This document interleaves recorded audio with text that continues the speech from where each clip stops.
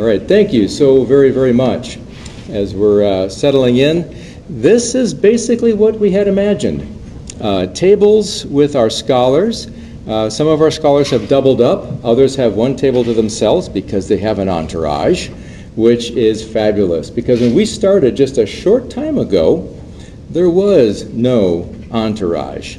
It was just us. It was just us. In fact, I have a couple pictures, one that I'm sure everyone will just really appreciate. That's where we began, at the end of August last year.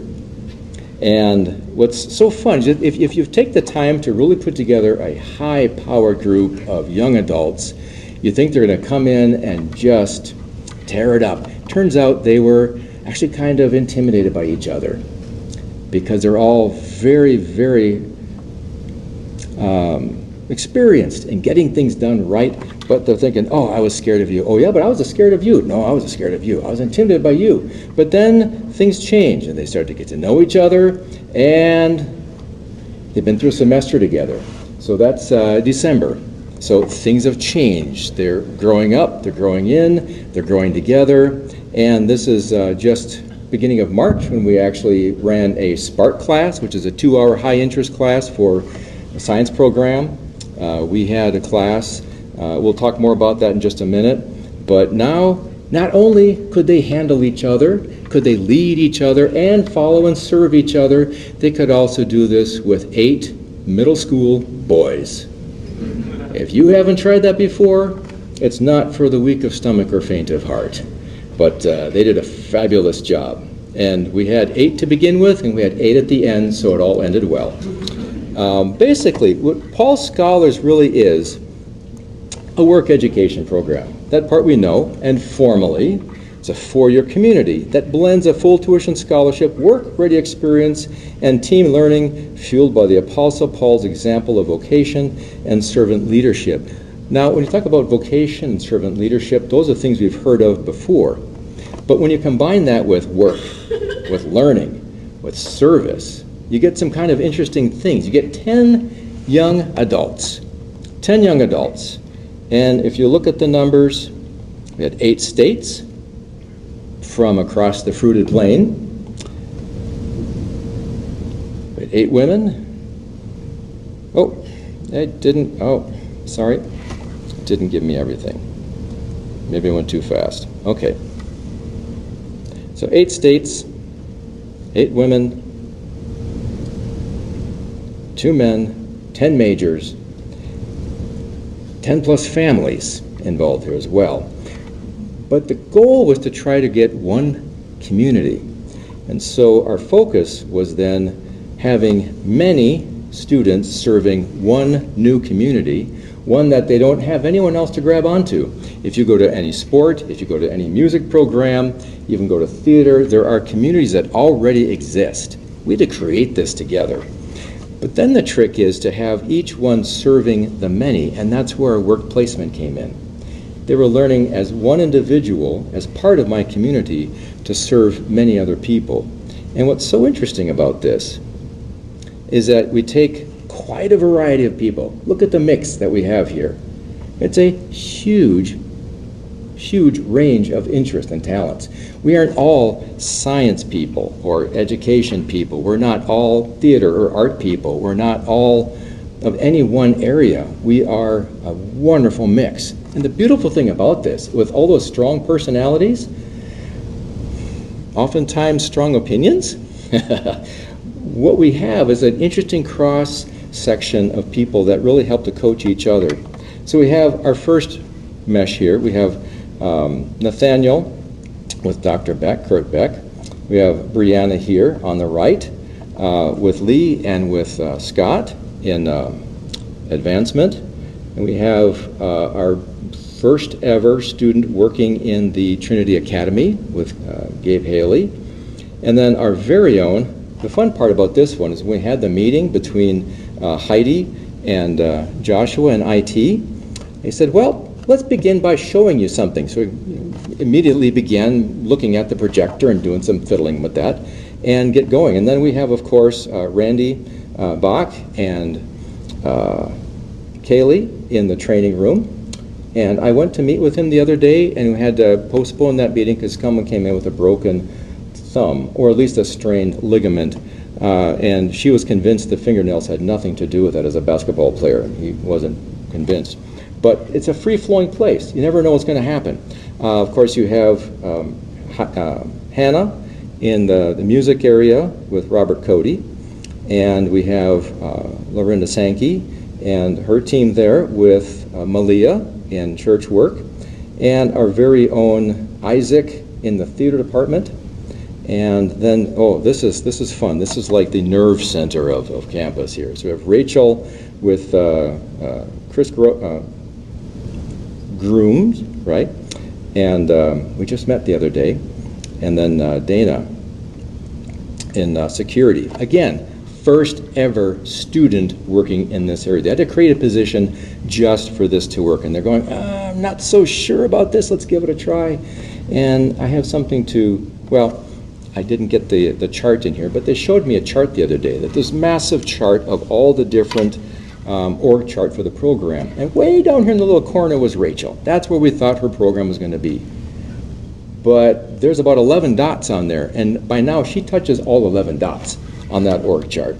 And then finally we have Anna in SLO in the Student Life Office with her whole team. Again, a unique position. None of these positions had a long-term internship quite like this. And what we end up with is a place to practice our skills. We're practicing with relationships, we're practicing with mission and purpose, and you look at that list and you think, that's easy to understand. What the students came to understand by the end of first semester is, but doing it consistently, every day, at work, that's a real job. That's not so easy. They call them soft skills, but if they're so soft, why are they so hard to do? And then we added a couple competencies, a combination of skills, like professionalism and teamwork, so that they're practicing these things. Their job is a work laboratory, like bio or chem lab. And so there's a lot of learning and interacting and engaging that happens in these classes. A lot of thinking out loud, whether it's on paper, on screen, or in this case we had a guest speaker. This is Dr. Gene Veith. He was our talking head on the laptop, and we had him with the OWL presentation piece there. And this is the author of the book that we're using, God at Work. We go through one chapter a week. And he chose, I said, he's been coaching me for about a year now. He says, would you pick a chapter to be our guest speaker? So he chose ethics. And so this was our conversation. We also had our local celebrities. We have the mayor of town with us here as Joshua Eichmeyer, and we also had Jonathan Jank, who's head of the Chamber of Commerce. When we did our calling as a citizen, they were our guest speakers. And then we also had our calling to church. So we brought in for roundtable, round-robin discussions. We had Dr. Coe, we had Dr. Molds, and we also had Pastor Matthias. So we were having them really work out in detail, what does this like? We were rotating about every 10, 15 minutes so that they could each get a personal interaction with each of these gentlemen who bring something different to the table. So instead of just talking about the concepts, we were learning to own it and embrace it. And it was just a powerful experience, lots of engaging, and there's no small amount of opinions, but it's also very respectful decisions. We also took on a larger project. This was that Spark class where we had 3 main challenges that the students, that our class put together for these middle school boys. And it was a powerful experience. They were learning leadership. They were learning trust for each other. It was teamwork.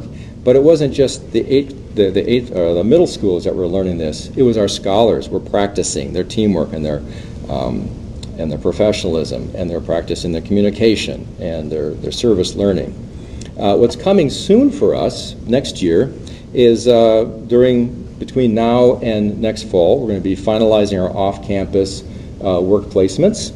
We'll be having our fall welcome, like the 20th and 21st, but for this group, it'll most likely be the 20th, just the one day, and the 21st they'll get off to work.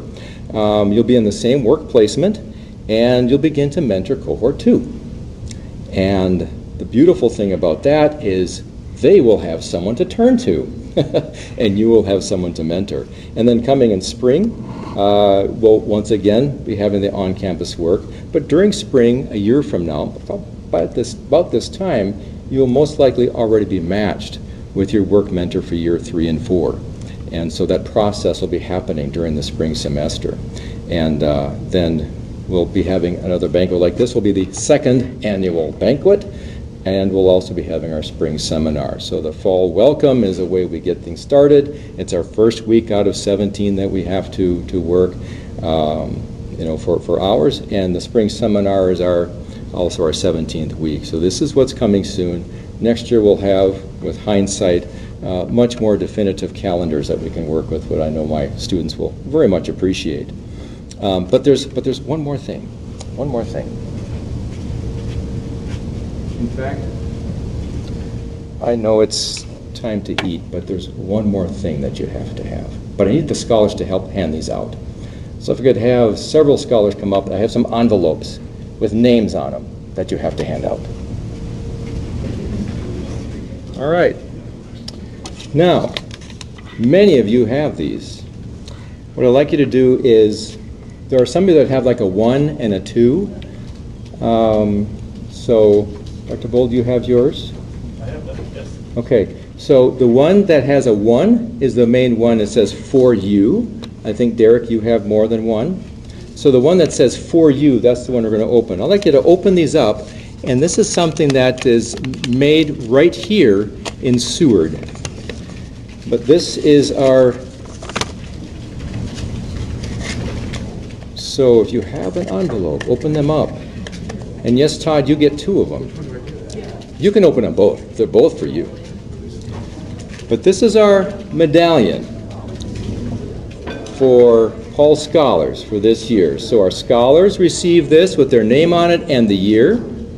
Our mentors receive one. And donors will also be receiving one. We also have some people in the room who are builders. And the builders are the staff and faculty members who've helped to make this possible. We'll be hearing a little bit more about that after we eat. But right now, I just want to enjoy the meal. And let's see, I didn't think about someone to pray. I'm going to pray in Swedish. So just follow along. Pray along with if you can. I Jesu namn till båd vi går, välsigna Gud din mat vi får, Gud till ära. Oss till dagen så får vi mat i Jesu namn. Amen. The prayer is, in Jesus' name to the tables we go. Our Heavenly Father, we thank you for this food. To God be the glory, to us be the gain. We receive this food in Jesus' name. Amen. Enjoy your dinner.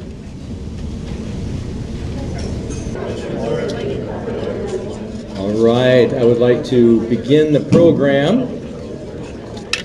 And we're going to, well, first of all, just thank you for all being here. This is an amazing place to be. A year ago, it was hard to imagine us all sitting here like this. I still had not met any of you, except Malia. I think I had met Malia, because she had come to pick up her sister for like spring break. So I think I had met Malia, but no one else in person. And I said, well, if the rest are like Malia, this is going to be a good year. And it turns out very much so. And so what I'd like to do is spend a moment and invite Dr. Bull come up, and he'll be talking about their inspiration and vision, because this all started about 3 years ago, right? Roughly, about 3 years ago. It started with an idea, inspired by someone else, another situation that inspired this situation. And then we'll follow that with the preparation for launch, because every story has a beginning. And so Dr. Bull is going to give us the beginning, Todd Johnson is going to give us the preparation, and then our students will give us the reality. And I've already checked with Anna, and she's ready to be our lead batter to take this and run off here. So we'll have 5 of our scholars talk.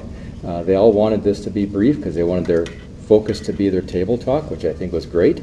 So they'll all talk for a couple minutes, and then we'll have mentor comments, kind of open mic. We just let that be known to the mentors, and if they wish, they can just say a few words. They don't have to be very well thought out. It's just off the cuff, right from the heart. Just a few sentences. And I have a few that came by email of people that couldn't be here, but they asked me to speak on their behalf. And then we'll have our other 5 scholars, and we'll have our closing. So, Dr. Bull, if you'd be so kind.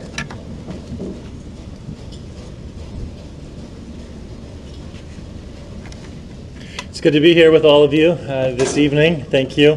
I'm delighted to tell a little bit of a history here.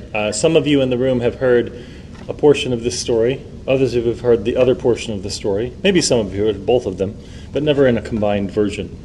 So I'll start with the first one, our origin story for the university. 1894, we started.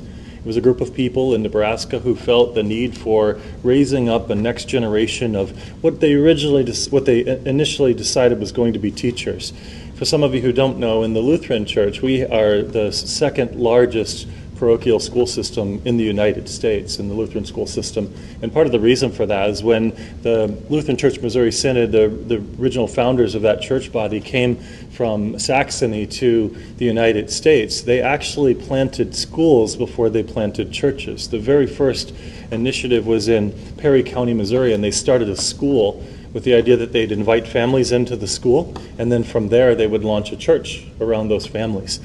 And they started schools all over the country. It was quite aggressive, and people wanted to start growing schools moving further west. And they decided we needed to raise teachers up to fill those schools. And they started the Evangelical Lutheran Teachers Seminary, which is our original name here at Concordia. But it was a terrible time to start a school. It was a massive drought throughout the plains. Some communities were turning into near ghost towns. Some people were starving. The Lutheran Church formed a support group that would fill their cars with grain and drive to communities just to provide enough grain for families to make it through one more week. It was a difficult time, and can you imagine in the middle of that kind of a drought, that kind of difficulty where farmers were losing everything, all that they'd sort of poured into years and years and all of their efforts. Some of them have traveled from further east and moved this way. And in the middle of that, even as they're going through so much difficulty and adversity in their own homes, in their own families, on their own farms, they gathered and they said, we need to make this happen. And they commended their effort to the Lord, and they started working hard. And a bunch of people came together and they made it happen, and we started. It started in Founders Hall, which we're not too far from. It's just over here. Yes, it's still standing, and I pray that it never falls on my watch. God willing, maybe we'll do something about that with the renovation in the future. Founders Hall, President Weller, Reverend Weller, and his wife, and 12 students. So not much larger than the Paul Scholars community. 12 students gathered, they lived together, they worshiped together, they studied together, they ate together, and they worked together. It wasn't officially called a work college at that time, but if you go over into Weller Hall, you'll see a little wall of our history, and you'll notice that the cost of tuition was slightly lower than it is today. Does anyone in the room know what the dollar amount was? Oh, I had forgotten. That's why I was asking. I thought someone would save me. It was less than $20, I believe. What's that? $12. I think $12 sounded familiar. So it was about $12. So $12 more than what the Paul Scholars are having to pay for. And so the $12, although they would work and they would contribute to what was necessary to try to help with room and board. They were probably doing some of the gardening. They were preparing meals. They were cleaning up after the meals together. And it worked fine. And the community began to grow. And it grew from those 12 to 20, 30, 40, 50, 100, 200. Once we got into the early 20th century, it started expanding. At that time, in 1894, technically you would call it a high school, although it wasn't. It was sort of inspired by a different model that was popular in Germany called the Gymnasium. But what was necessary to become a teacher in the 1800s was a high school diploma. That was sort of the entry-level credential to become a teacher. And by the 20s, a certificate was required, and then eventually an associate's degree and a bachelor's degree. So it kind of grew into what was needed in order to accomplish its purposes. In the 1920s, there was a dedication of a building called Becker Hall that is no longer with us, and President Weller gave a speech, and it was recorded in the local newspaper. And in that newspaper, he cast a vision, he stated a vision for why this school exists. And it involved several things. One, yes, it exists to raise up church workers. That was a very clear purpose. Second, it exists to be a place that honors the legacy of faith formation that started in the homes and at the baptismal font, a place where parents could send their kids to get a higher education that would be world class, that would be excellent, and it would be Christ-centered. So they could send their kids to a place where they know that they would find mentors who would nurture them in the faith that had been introduced to them in their homes and their churches. And that was a vision. The third was to have this as a community where we point one another to the Lamb of God who takes away the sin of the world. And what's interesting about this is it wasn't the vision that the professors and the staff would do that only to the students, but the vision was to create a community where the students are part of making the mission happen on a daily basis, where the students are not just there to receive, but they're there to give as well, to be part of growing this into something that maybe no one even imagined at the time. And there's a fourth piece that wasn't actually in the article, but I'll talk about it because I found it in the earliest copy of our Articles of Incorporation. We don't actually have the original 1894 articles. I don't know if we even had them. Maybe they weren't required in the 1890s. I don't know. But by the early 1920s, they certainly were. And I found a copy of our earliest Articles of Incorporation, and it stated everything that I just told you. But it also said that its vision was to be for the families of our Lutheran churches and their neighbors who share our common convictions, people who want this kind of Christ-centered education for their children. And that led up to today. If you go through the history of Concordia, we have launched a number of initiatives, and some of them have been very wildly successful, and others have struggled. Sometimes it took us a few months to get something off the ground, sometimes a few years, and sometimes it never quite made it. There were successes and there were challenges, and that's how it works this side of heaven. The question isn't, should we try this because we know we'll be successful? The question is, should we try it because it's needed, and because it's a good, noble cause that's God-pleasing and can be a blessing to many? So let's bring that up to the future and where we are with the Paul Scholars. I've been here 4 years. I'm a senior. I'm considering sticking around for a 5th year. And when I first arrived, I had been working previously at another college in Vermont. And for over 20 years, I've been a scholar of Christian education, and one of my other areas of research is educational innovation and different models of education. I've done thousands of interviews of people in school systems throughout the United States and Europe and other parts of the world. I've visited hundreds of different schools. And I was a president of a small experimental college in Vermont for a time that was actually a work college back in the 1930s. And that school was part of an initial organization, a group called the League of Experimental Colleges. And most of the experimental colleges that exist in the United States today, or that have ever existed, can stem from that original League of Experimental Colleges, a group of people that gathered together and shared their creative ideas on how to advance higher education in a way that could be a blessing to others. And the work college movement actually emerged from the 1930s. So there are about 10 colleges in the university, or in the country, that are documented by the U.S. Department of Education as work colleges. They actually get funded by the U.S. Department of Education in part to do that. They receive thousands of dollars per student, and so I was intrigued, and I always wondered if we could take some of the lessons from those work colleges, and we could combine it with our Christ-centered mission here. And we could create not a full university that's a work college, but we could create a distinct, powerful, compelling community that could be a real blessing to those who are part of it and those who benefit from the students in that community. So when I first arrived, I met a person named Lloyd Pravasco. Lloyd is a great supporter of the university in many, many different ways and a great champion for us. He's served in the Lutheran Church Missouri Synod in a variety of ways. And I met him actually in this very room, about somewhere in that corner. I was sitting at a table. And I remember talking to him. And I shared with him about my intrigue with work colleges, and he said, well, I have a real interest in work colleges as well.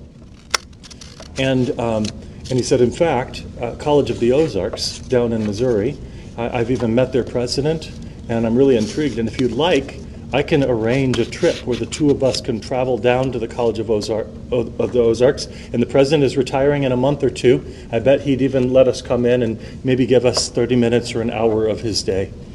So we drove down there, and we spent the night, and the next day we had breakfast with him, and the plan was just to spend an hour with him over breakfast, and then we'd head back home. Well, about 4 p.m., we had spent the whole day wandering every single building, talking to this amazing man who shared with us he was a key part of launching College of the Ozarks. They're a little bit ahead of us. They have a $500 million endowment that helps underwrite them, and a working farm and a stained glass art studio and a lodge and a restaurant that's all student run and led and other things like that. So they took a little different model. In fact, every building on the campus is built by students. They have a construction company that they run and they operate as well. It's highly competitive. They only allow families in who have who are below a certain income bracket or level. They have a very specific mission and target audience that they want to serve. And as I sat down with him, I said, you've done some really amazing things here. And they're a Christian university, unashamedly Christian. They're pretty hardcore kind of God, guns, and country type of school. So where we have Christian art on our campus, they have fighter jets. But it's a fascinating place. But as I sat down with him and I talked, I said, so say you were to come to Concordia with me and just spend a little bit of time, what would it look like if you were going to launch something like this, or take a sliver of the best ideas? And he shared a few thoughts and a few ideas with me, and I took voracious notes, and those few thoughts turned into about 10 or 15 pages of notes. And I came back, and Lloyd and I talked a great deal more. So we got back. It was about 2 months later that I received an envelope. It was an envelope about this thick. And it wasn't from Lloyd Probasco. It wasn't from the president of the College of the Ozarks. It was from one of my college mentors, a guy I had not talked to for about 10 years. His name was Larry Sohn, and Dr. Larry Sohn. And he was the chair of the education department at Concordia University, Wisconsin, when I was there. And Dr. Sohn and Lloyd Probasco had both served on the Board of Regents for the only historically black Lutheran college in American history in Selma, Alabama. Unfortunately, Concordia Selma closed a number of years ago, and Lloyd and Larry Sohn were both part of that painful job of being on the board when a school closed. The year before that school was closing, they came up with an idea. What if we could turn Concordia Selma into a work college, and maybe we could save it? And so they tried, but they only had 12 months, and the school was already so far in debt, and it had gone so far that it was too late to really take the idea and to bring it into reality and to make it happen.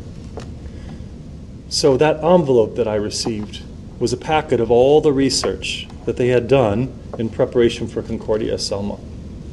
So I have this packet in front of me, one of the many mentors that God put in my life. I have this experience having been at a place that was a historic work college and the League of Experimental Colleges and the network. I just haven't had this trip down to College of the Ozarks. And all of this, as I'm praying about this every morning and every night and praying that God would give wisdom and guidance on where we should go, we were building our new strategic plan for Concordia, Nebraska. And things just seemed to keep coming together like that. God was placing mentors who could guide me and us in thinking about this. And so we started to build our own internal team. Todd Johnson became a key part of that. Morgan Schreiner, who I don't think is here as well. And we talked to a number of other people. I think Scott might have been a part of some of those conversations. Dave Comm in our business office. We invited some other people kind of in and out. Morgan and Todd really took a lead, and we did a lot of dreaming. We met in my office every day, or every week for almost a year, I think. And they would come in, and I would be I'd play sort of the teacher role, and I'd mark up what they did and give them feedback. Well, could we do this instead? Or how about this? And we'd push back on each other and come up with different ideas. And Todd would bring me out of the clouds back into reality. And sometimes I'd stretch them and challenge them in different ways. And by the end, there was a big binder and a vision for what eventually became called the Paul Scholars Program and Initiative. So we had the idea. We had the plans, even knowing that we were going to launch it and we would have all sorts of things wrong and we'd have to fix it and figure it out, which some of you as the inaugural Paul Scholars know and have experienced, and you're part of the pains. If you were moving to Nebraska and you were starting a town from scratch, it's not easy. Well, you're part of starting a town from scratch in the Paul Scholars. So we had everything except absolutely no money to make it happen. So the next step was, is there anyone out there that believes in this vision enough to try to make this happen? A community that would help students completely try to remove as much as possible financial barriers, especially on the tuition side for students. One that would help students grow in the skills that will allow them to be a great blessing in their churches, communities, and their workplaces, and the world, and in their families. One that would really challenge people to step up their game and stretch themselves in a variety of key. I actually have a list of 53 competencies. I don't know if Paul's ever shared those with the students because he don't want to. Oh, he has. I don't know if he wanted to scare you away or whatever. But you shared the 10 broad ones, so there are subcategories that was sort of the original vision, and I think we'll get to those over time. But this idea of really stretching people, helping these students have relationships with one or more key mentors that can guide them and help them develop these skills in intentional ways. So all of that, great vision. Now, all we need is $10 million or so. Actually, $8.5 million, $9 million, I think, is what we were aiming for, right? So we didn't need it all up front, and we're actually not there at the end of the campaign. But we have received well over $2 million in gifts dedicated for Paul Scholars, between seed funding to get it off the ground and some of the original contribution to an endowment that will help forever underwrite the tuition scholarships that are received by Paul Scholars. And that work is underway. That's a regular process. We are regularly meeting with individuals and telling the story of the Paul Scholars, inviting them to be part of it. And in fact, the Paul Scholars that are in this room, you're part of the story that we share, as we are even talking to these others to help provide funding for those who come after you. So it's been an incredible journey to get to this place. I know, I can tell, I've talked to Paul and others, that there is a long way to go. We are still building, it's kind of like you're building a town from scratch, and okay, we have our houses, we got our church up, but oh, wait a second, maybe we need a police station, or we need a firehouse, or we still don't have indoor plumbing yet, or we need to start working on some of these other things. That's part of building something from scratch, is that we discover those things a bit along the way, and some of them are in our plans and some of them are not. But it is a real honor to have you, the Paul Scholars, in here. Thank you for being part of this inaugural group, for the mentors who are in the room, for the parents and the others who have been supporting the young people. It's a great blessing, and I look forward to seeing what God does with it in the years ahead. Thank you. Do you want me to hand it over directly? All right, so as I mentioned before, Todd Johnson was a key person in helping dig in and put the nuts and bolts to the original plans of this, and also a bigger picture vision. And Todd has officially retired, although we're not ever letting him fully retire. We're going to keep him connected to Concordia however we can. For example, I'm going to hand the microphone to him right now and let him tell you a little bit more about the story. Awesome.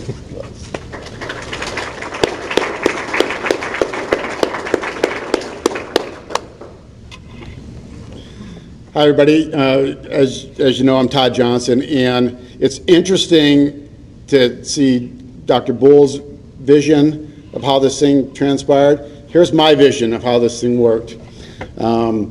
He had the vision. He walks in with the packet in the office. Morgan and I are standing there, and he hands me the packet. He says, I want to get that college work-study program going. Here you go. Go do it. And I looked at Morgan as we walked out of the office, and I said, there is no way we're going to be able to pull this one off. That's not exactly how it went, but it was one of those where I'm like, wow, this is not like something you do tomorrow. And so Morgan and I got together, and we got Scott and Daisha and a few other people, and we started working on it. And we said, all right, there are a lot of moving parts. I'm a business person, so I'm more operational. So this was great. I was the guy that was going to figure out, okay, how are we going to operationalize this thing and get it going?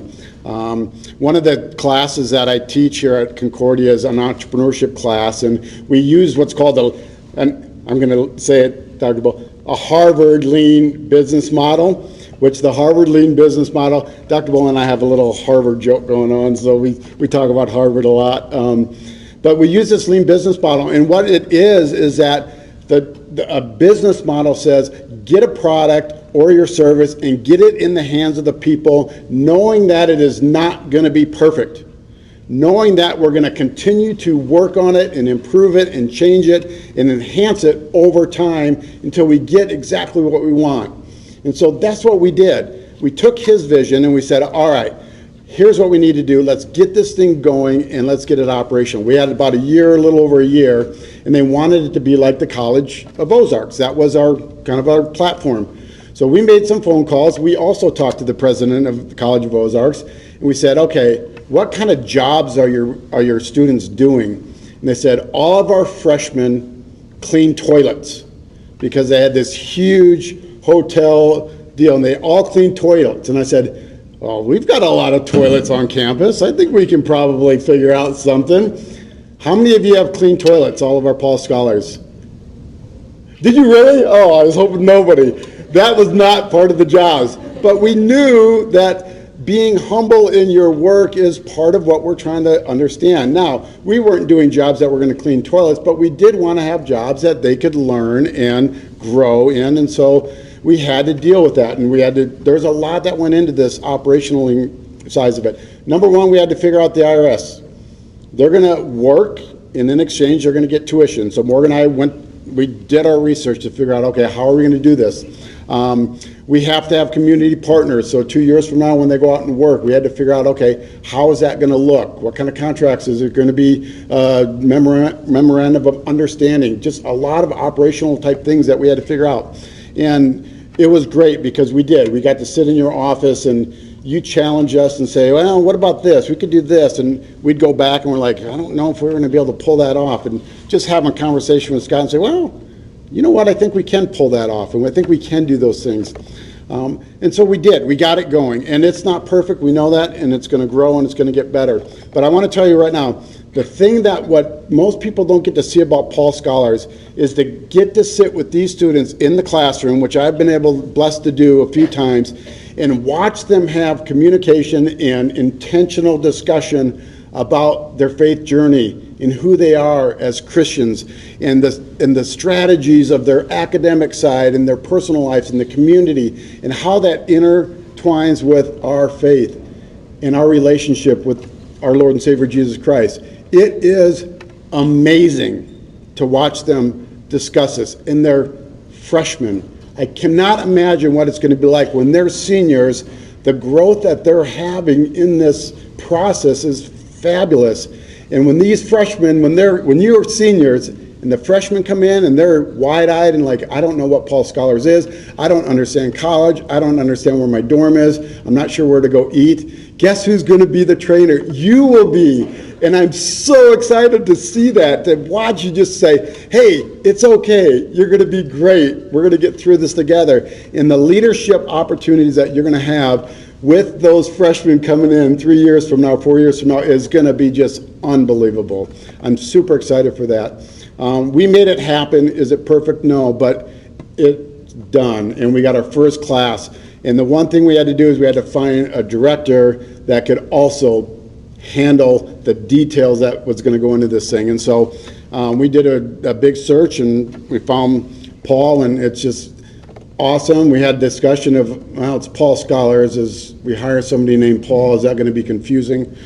How's that going to work, right? And we brought Paul in, and Paul's just done an amazing job. But I want you guys to know that what we're teaching these kids is not just their academic component. It's not just about the community, it's about their faith and their journey and their growth inside of that.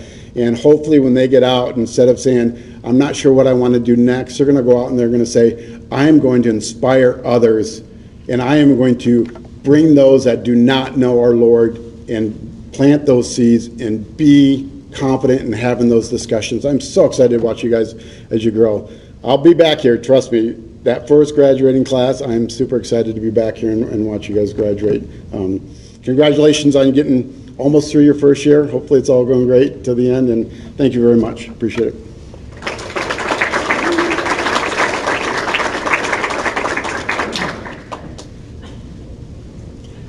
So that's what we have to work with. This is the kind of foundation that we have. Some of the names that you've been hearing, this is the reason why, not only that we're here, but we're going to keep coming back, and we're going to keep expanding and improving. There's some kind of a high-level podcast I saw an advertisement for around startups. And the title is, Everything We Did Wrong Before We Did It Right. And that's kind of what we're describing here. But what I'd like to do right now is talk about those who got it right. And Anna is going to kick us off here, and she's going to set the tone here, set the pattern for our scholar highlights. Anna, it's all yours. Hello everyone, my name is Anna Pennycamp and I work in the Student Life office right out here. I've been blessed with two amazing work mentors. Rebecca Fried is here, and then Pastor Matthias is my other work mentor. He could not make it tonight.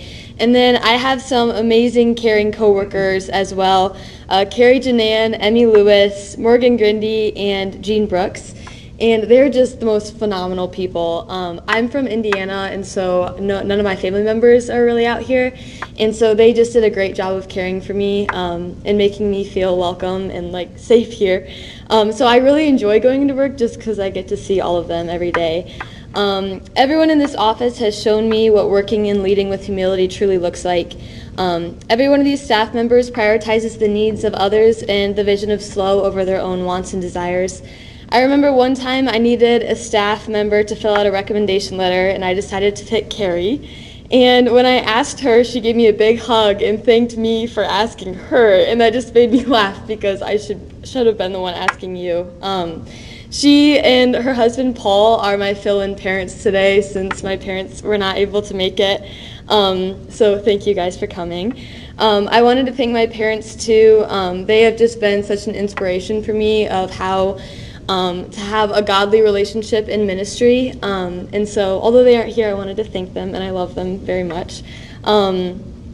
Becca and Pastor Matthias have done an amazing job as work mentors, walking alongside me, yet giving me independence to make the job my own. For example, I was able to start a women's fellowship group called Rooted Women, and Becca has done nothing but encouraged me and helped make it as smooth as possible. Becca, thank you for all that you've done for me, and it's just been so cool to witness your light to others, and I'm just so grateful to have you as one of my work mentors.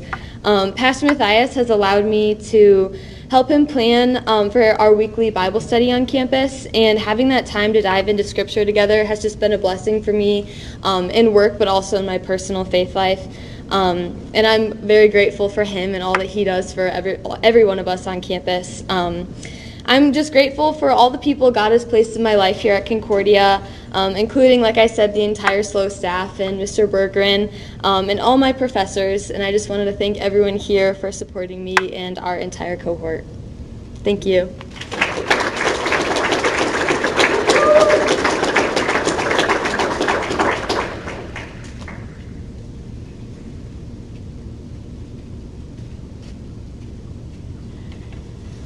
Hi everyone, my name is Brianna Burns. I work in the advancement office, so I have the pleasure and privilege of working with Mr. Scott, Mr. Derek, Miss Deb, Miss Jen, Miss Lee is another one of my work mentors, and so many others. And I would just like to say thank you to all of y'all.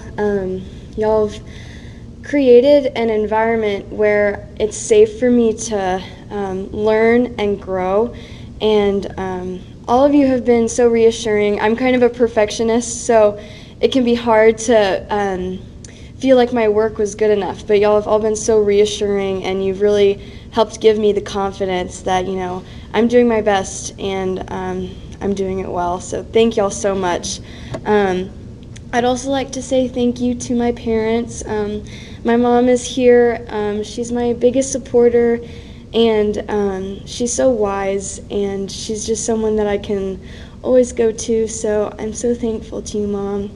I'm also thankful to my dad. He is the hardest working man on this planet, and he cares so much. And so he's really given that to me, and I think that if I didn't have a dad like him, I wouldn't be here in this position as a Paul Scholar, so I'm so thankful to him too. Working in the advancement office, I have the privilege to be able to see the countless names of everyone who supports Concordia and its mission, and thereby supports me. So one thing I've learned as a Paul Scholar is just humility. It's hard to not look at all of those names and just be in awe, especially when I get to do that alongside people that just impress me so much with their experience and their wisdom and their character. I just feel so blessed to be in the position I am, and I'm so excited to see what God has in store. Thank you all.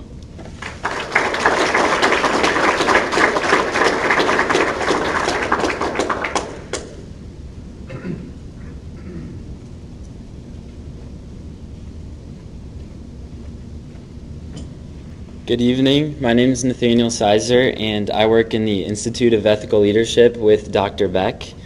One of the things that really stands out to me during my time working there was helping with the ice cream social. It really got me out of my comfort zone. I was thrown right into a project, but I really enjoyed that because I got to learn a lot of different things, especially working in the business department. I got to meet with all of the different faculty and staff.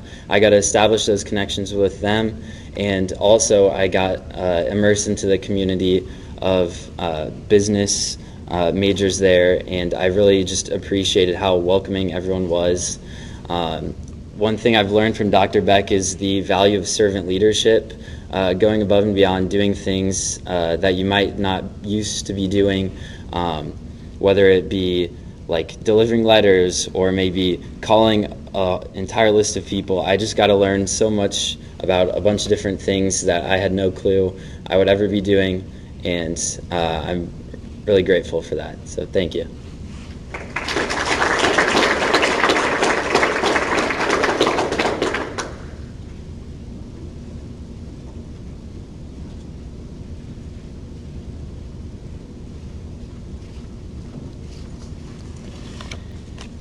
Hello, my name is Malia. I work in church work curation and admissions over in Tome and sometimes in Weller.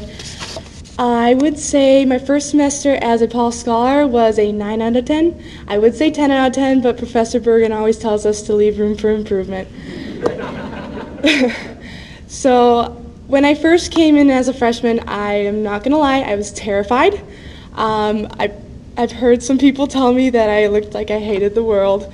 I did not. I was just scared. And right away, my work mentors were super involved in my life, and they brought me into the community of the church work curation and admissions with just open arms and enthusiasm for what is going on as a Paul Scholar. And I have just loved working with everybody in that group.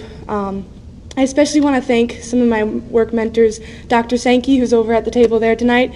She's really pushed me to work in my professionalism and communication with the professors and students, and I've learned a lot from her.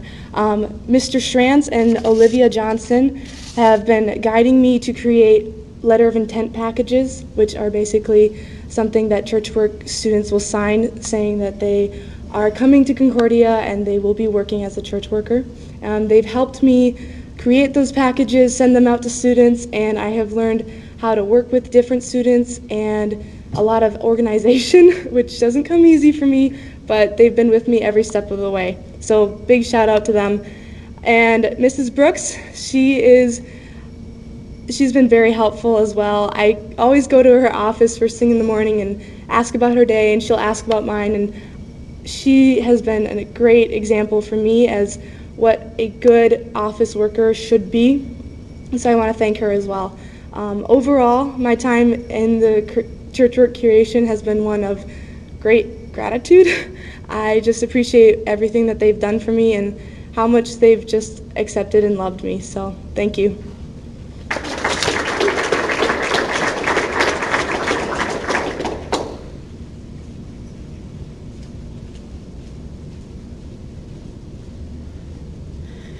Good evening, everyone. I'm Heidi. I work in IT, and I'm proud to say that working in IT, I've mastered a lot of things. Two in particular, restarting things and pretending I know what I'm doing until it works. I'm just kidding, not really. I just want to take a moment to express my gratitude for the opportunity to work in IT. First and foremost, I want to thank my supervisor, Joshua Hendrickson. He has just done such a great job. He's given me so much to learn from, and he's fostered an environment with so much support and guidance. And he's made an environment where learning is not only encouraged, but it's genuinely enjoyable, and that has made a huge difference in my experience. So in IT, I have gotten the opportunity to do so many things like help students and faculty troubleshoot their technical issues, and I've gotten to assist in maintaining and setting up equipment for classrooms and events to make sure that things run smoothly behind the scenes. Throughout this time in my position, I've learned so much, not just about technology, but about communication and customer service. And I've gained confidence in my ability to work independently, and I've learned how to adapt quickly when facing unfamiliar issues, which is basically the day-to-day reality in IT. But most importantly, I have learned how I can be a servant leader in every vocation I work in. So overall, this experience has been incredibly valuable, and I'm truly grateful for the opportunity to contribute to the team and grow both professionally and personally. Thank you.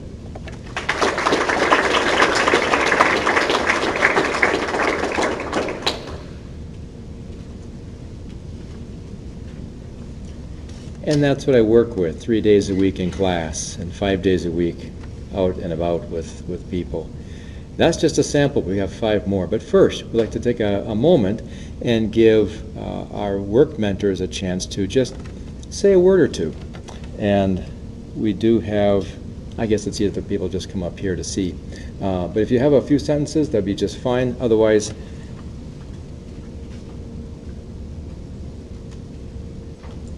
to give you an idea of what some people are thinking, I have a couple that are coming to us remote. So Randy Bach was not able to be here, but he has a comment about Kaylee.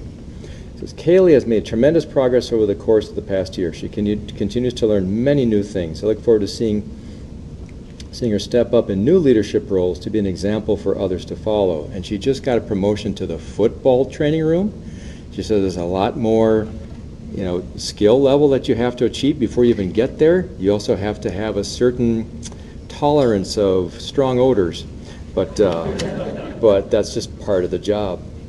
And then for Leigh Lewis, who was unable to be here, it says, it is a true pleasure to acknowledge Brianna, a remarkable individual whose character and work ethic consistently stand out. Brianna is a strong Christian woman whose faith is reflected in her integrity, compassion, and commitment to excellence in all that she does. Her bright personality and positive attitude bring energy and encouragement to every environment she's a part of. Brianna is a diligent and focused individual who approaches the responsibilities with a strong sense of purpose and determination. She's not only a hard worker, but also an innovative thinker who sees ways to improve and add value. Her ability to remain grounded while striving for excellence is both admirable and inspiring. In every interaction, Brianna demonstrates kindness, humility, and a genuine care for others, making her a valued team member. She is a true example of grace, resilience, and dedication, and she brings out the best in those around her. It has been such a pleasure working with her this past year. That's a lot of adjectives, and they all fit, don't they? Is there any other mentors who would like to just make a comment, just a sentence or two? Just kind of open mic. You don't have to think out loud. Come on up, Joshua.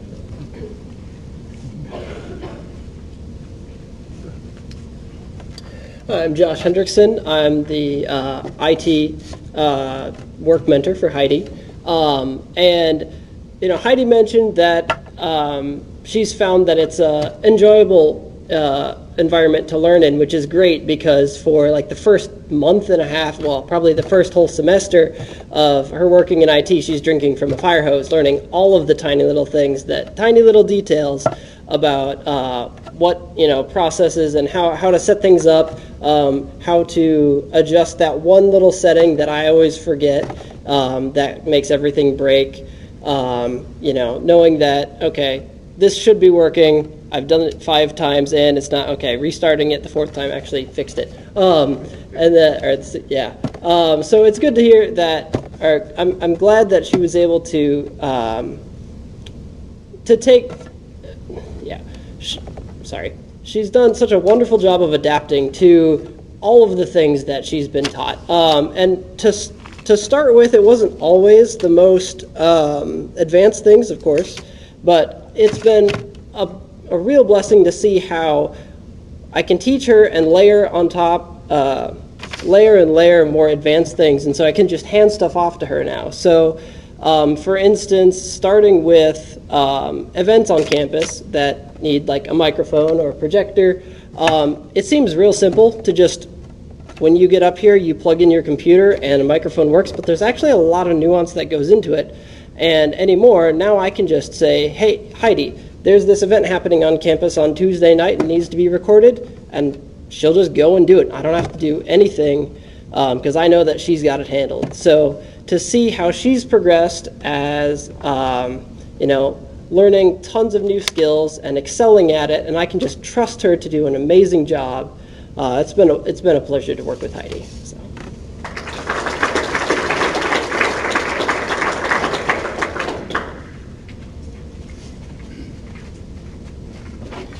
I'm Kurt Beck. I'm a professor of management and the director of the Institute for Ethical Leadership, and more importantly, this is Charlie. He's always with me.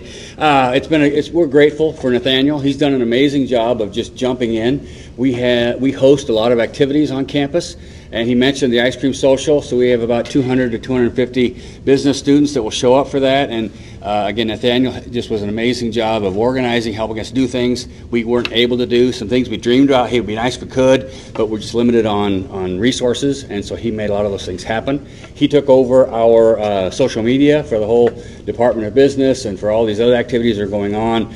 And again, we would do a post, and it would, Nathaniel comes in, and we're getting regular postings, and it's a great job of all the things that are going on. And so again, we've given him things where say, hey, we need to have this done this way. He does it. We've also given him things like, we just have to make this happen, and he jumped in and helped us get all this data put together and organized. And so it's just been a real blessing to have Nathaniel in our department. Come on.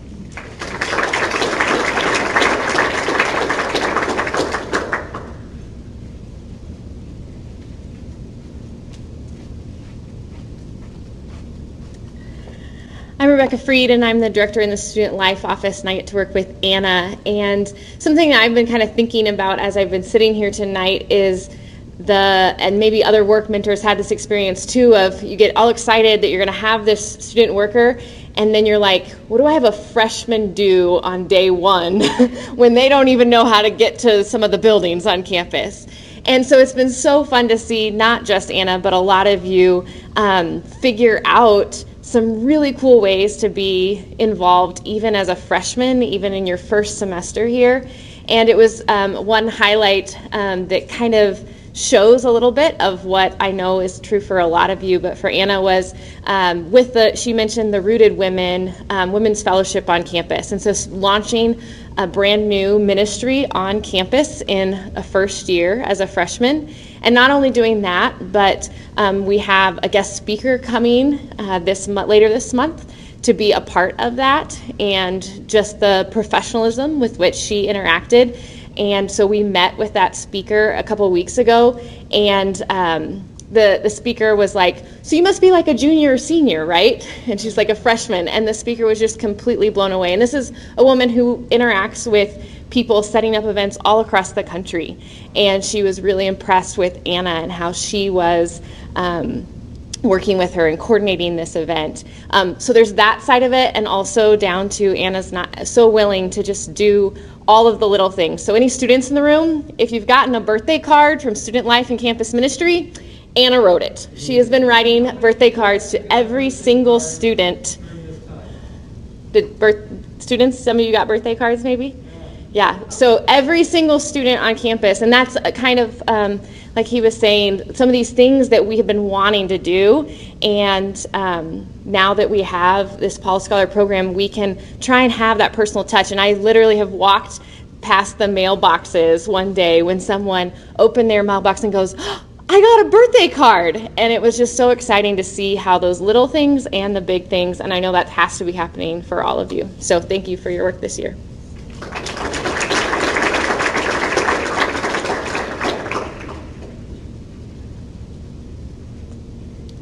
Good evening. My name is Eardie Jones, and I work at Trinity Academy with our lovely Lauren Gilmore. I would like to read the following message from Dr. Haley to Lauren. He says, "I've been very impressed by Lauren's professionalism, her initiative, and her teamwork with coworkers, and her rapport with the Trinity Academy students.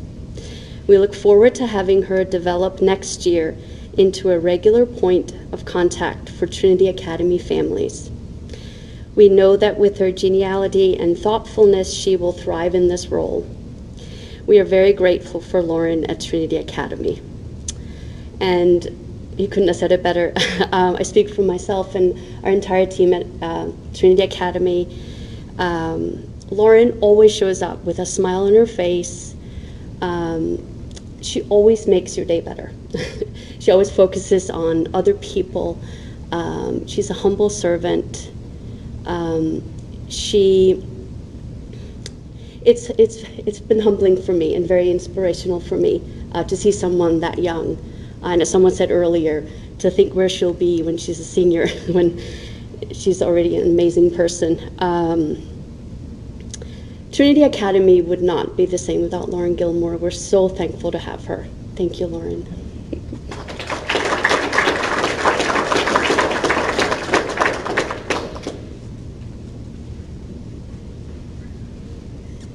Good evening. My name is Brian Moore. I'm the theater professor, director of the theater program here at Concordia. I'm in two minds now because we have one act going on right now, so I'm kind of bouncing back and forth. But I wanted to be here on behalf of Isaac Harrington. He has, it's been great to work with him, and I wrote stuff down, so I'll be briefer than I usually am.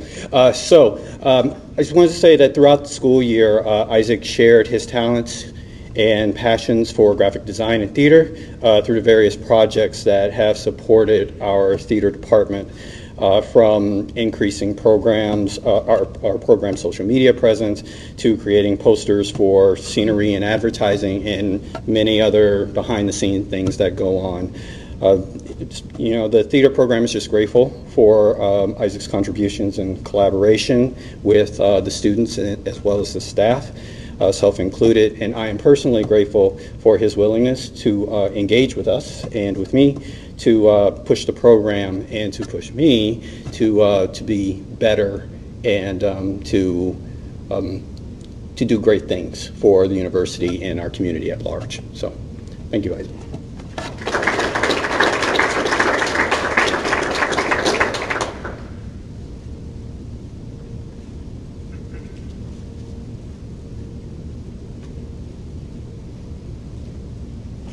Hello everyone, I'm Lorinda Sankey and I work with Malia. So just a couple brief comments about Malia. She comes to work every day with joy, brings this sense of joy into the office when she comes in. Her workspace is in a place where everyone in our building and tome has to walk past her to get their mail. So she knows everyone. She knew who made these things on your table. She said, "Oh, that's who made that. I talked to him about that," and she knows about this person. So Malia has a great ability to get to know people, and that's really important for us as she works with us with 10 different people in the church work leadership here on campus. So thanks, Malia, for everything you're doing, and our challenge is to hand off more work to you. So be ready for next year.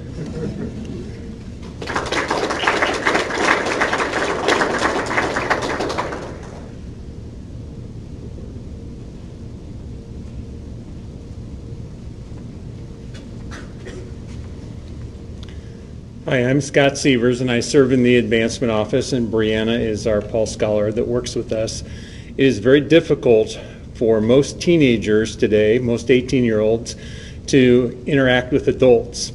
Brianna interacts with adults through outreach and engagement with churches and alumni and friends of the university, and does it well. Brianna thanks donors to Concordia every day who make gifts, and she is our primary thank you caller. She does it well. There's one thing that most teenagers would consider worse than cleaning toilets. That's calling adults and asking them for money. Brianna also does that. So we're thankful for that, and thankful for the fact that she not only serves us well, but she has made our office and our team better.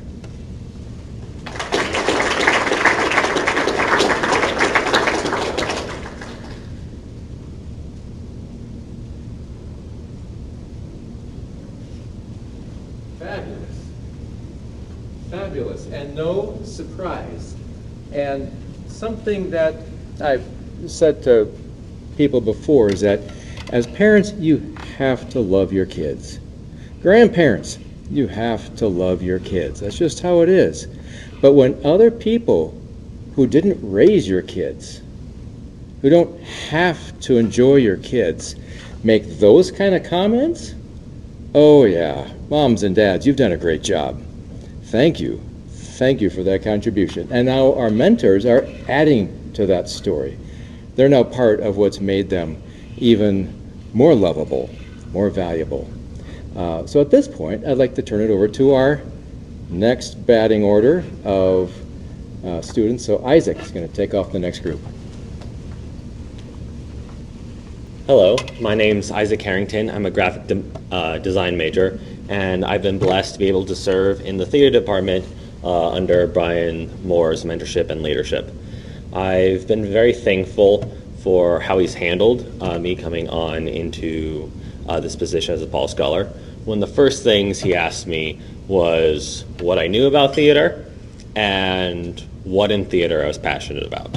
And so I've gotten the opportunity to work in all the different aspects of theater, including set design, costumes, props, inventory, and social media management. Back in the fall, after our first main stage, both me and Brian were disappointed in the numbers that we had in our audience for Alice in Wonderland. And so after that, we had a conversation about why we thought that was.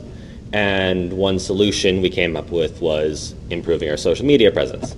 And so he has trusted me to take the reins on how to do it, what to do, and I've been blessed to be trusted with that.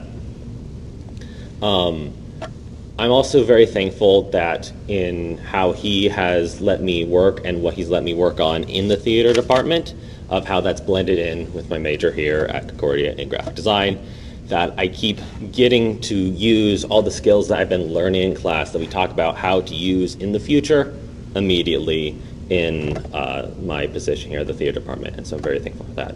I'm also very thankful to you, Mr. Berggren. You have worked tirelessly and very hard, even though I know this last year has been very difficult for you. So thank you very much for what you've done for us.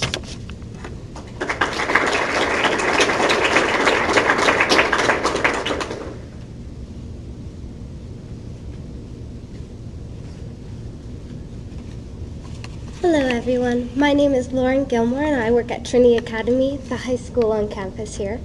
I would like to begin by thanking my work mentor, Dr. Gabriel Haley, as well as my coworkers Andrew Block and Irdi. Thank you so much for your kind words. You've always been such a welcoming presence to me and made this experience very enjoyable. And especially my coworkers and my work mentor throughout this year, they have provided me with such good examples of rapport and communication and ways I can look to them for improvement and see where I can grow as an individual and as an asset to Trinity Academy. While these may have been areas where I've been told they are my strengths beforehand, this experience has solidified those immensely, and it is my joy to be able to come here today and say that to you. One of my projects throughout this year have been scheduling Scholars lunches, where we invite guests to share what is good, true, and beautiful with our students to help shape their worldview. And being able to enhance my communication rapport has definitely helped me connect with these individuals and be able to provide informative experiences that I know our students specifically will enjoy. For instance, just a few weeks ago, we had an organ crawl over at St. John's, and I knew that would definitely match with what our students' interests lie. And so that has been a joy for me to be able to bring those experiences to them. Finally, I would like to say that going forward, I want to continue to grow in my communication rapport, and I know I have great mentors that I can look to for this. And just overall, this Paul Scholar program has been such a gift that I have been able to look at these skills and all the other skills that you saw present at the beginning today. Thank you, Paul Berggren, and everyone here for the support you have given to this program. Have a good evening. Thank you.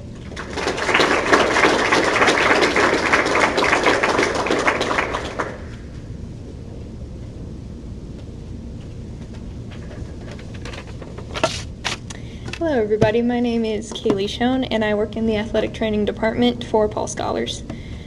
All throughout the 2 semesters, I have learned and grown more than I would honestly like to admit some days.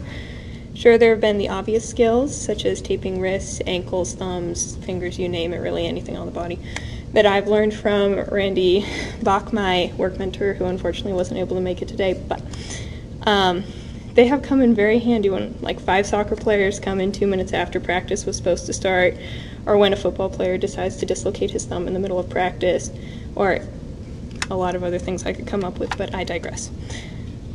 However, he has taught me so much more than just the ins and outs of helping in the training room and on the football field. He has also taught me all about how to prepare for the worst while hoping for the best, how to stay calm and flexible no matter what happens, and how to pay attention to the details, because it's always the little things that matter in life. And come to think of it, that's actually pretty good advice for life. Which leads me to my next point of thanking my parents. They have always been there for me, and no matter what happens in life. They have been there to offer a humorous perspective to my less humorous perspective, talk me out of my stupid ideas, and support me in my less stupid ideas, guide me in the Christian faith, and love me no matter what. I wouldn't be here if it wasn't for them today, so I thank them so much. And I would like to round this off by thanking everybody who helped make this Paul Scholars possible, because it has been absolutely life-changing, not only for the next 4 years in college, but for life. Thank you so much.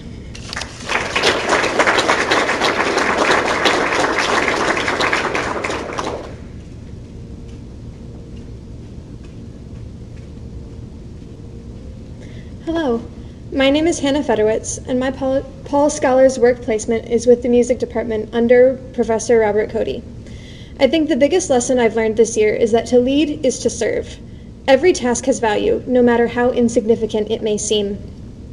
I spend a lot of time doing what might be considered background tasks, such as taking out the recycling, cleaning whiteboards, or organizing storage rooms.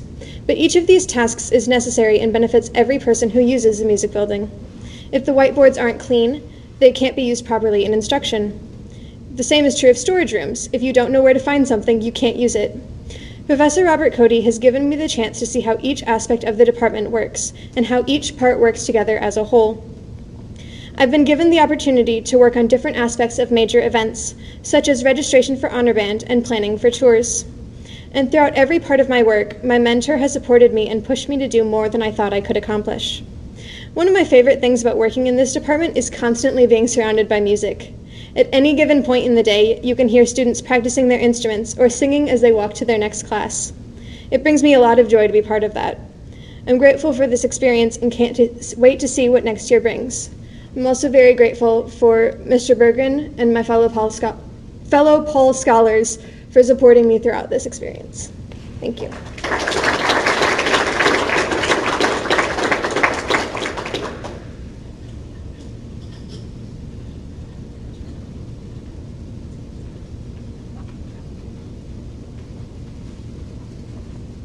Last one. So I'm Rachel, and I work in security, and I was very apprehensive about this job going into this year, as I was asked the question by many people what I wanted to do with my life, and I had no idea.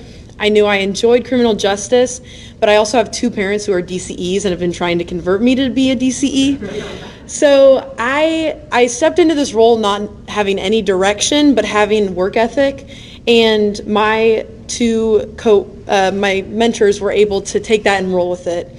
At the beginning of this, like Paul said earlier, I'm the only student who's ever worked in security, so it was very much a starting from the very beginning. My bosses knew only a little more than I knew, so we were both kind of looking at each other like deer in headlights. But I believe we've done a lot with it just in the last year. With it being so new, this has also challenged me to just take leadership and be confident in myself, as there were many shifts where I didn't quite know what to do with myself, but I was like, okay, what can I do best to serve this department? And then I'd roll with it, and most of the time it worked out well. With that, I would like to thank Dana Metzger and Chris Grooms, my two work mentors. Dana, you've done a good job with challenging me and also letting me be a blank slate for you to work with, as most of the times he'd ask me a question and I wouldn't know the answer, but he'd be willing to teach me how to use it. And then Chris, even though I've known you just a couple weeks, I want to thank you for always pausing your work to teach me something. He knows that I don't really know what I want to do with my life, but he's willing to teach me things that he knows from his experience, as he has a lot of experience. So it's been nice. I've gotten advice on several things, as the criminal justice world is a wide, broad area. So I just want to thank you guys. And then I want to thank my parents for loving me at a distance. I live 5 hours away, and that has been the hardest part of this year for me. But my parents know that staying in Wichita would be better for me and letting me grow here as an individual. So I just want to thank my family, as they've done a good job of challenging and encouraging me, but also making sure that I'm my own human being, my own individual. And then lastly, I just want to say thank you for just leading me, this whole Paul Scholars, as well as my mentors, just leading me as an individual. You guys have seen a lot of ups and downs, but I have appreciated just being led spiritually as well as work-wise. Those two go hand in hand more than I would ever think so. So I just appreciate the guidance that I've had in the last year. Thank you.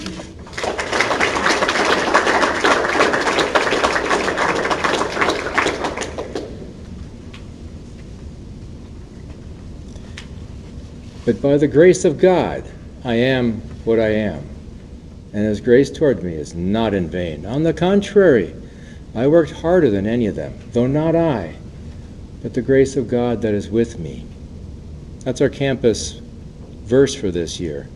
And I think it has become the verse for this cohort. What you're hearing is evidence of that.